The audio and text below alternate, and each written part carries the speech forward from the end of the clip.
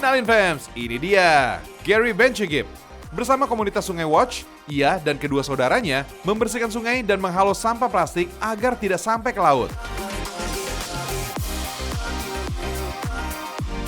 Awalnya, Gary bersama keluarganya pindah dari Paris, kemudian menetap di Bali pada tahun 2005.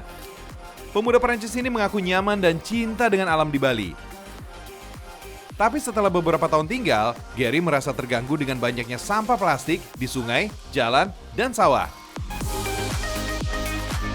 Kemudian, Gary membuat komunitas perubahan untuk dunia sejak 14 bulan lalu. Dalam kegiatannya, Gary mengajak relawan dan anak-anak muda Bali untuk membersihkan sampah.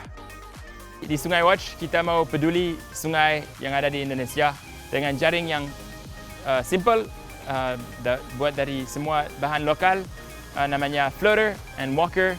Kita mau mengurangi sampah yang lolos ke laut dari sungainya, kecuali namun dari sampah yang ada di laut, 90% datang dari sungai.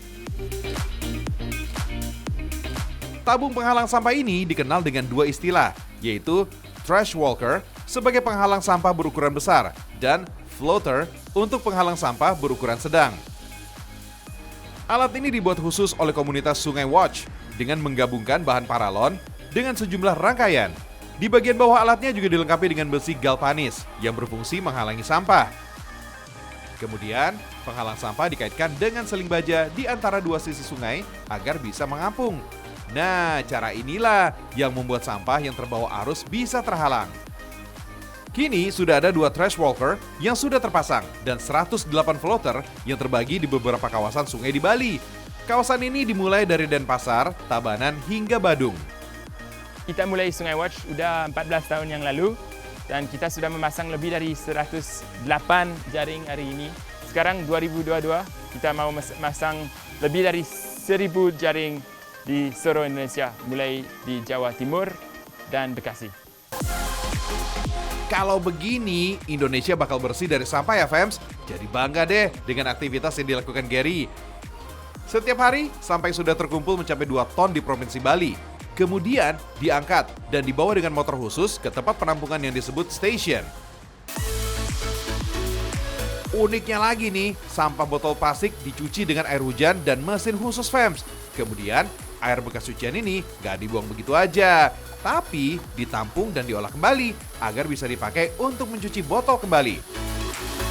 Wah, cara ini ternyata bisa mencegah pencemaran lingkungan loh.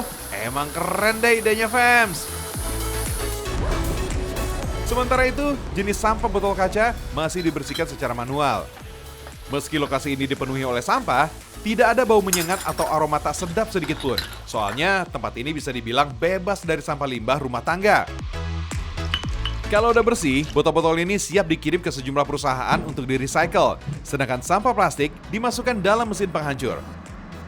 Pokoknya, limbah sampah plastik ini dimanfaatkan menjadi sejumlah produk yang bernilai dan berguna, fams. Misalnya, pressing limbah plastik yang digunakan untuk furniture. Kita mau orang jangan membuang sampah di sungai. Harapan kita harus kita kembalinya seperti dulu, biar sungai seperti sumur kehidupan, bukan tempat sampah. Fams, kegiatan yang dilakukan Gary ini menjadi bukti kecintaannya dengan Indonesia loh. Kegiatan ini harus dicontoh oleh siapapun. Kalau bukan kita, siapa lagi? Kalau bukan sekarang, kapan lagi? Alasannya, demi bumi bisa terus lestari.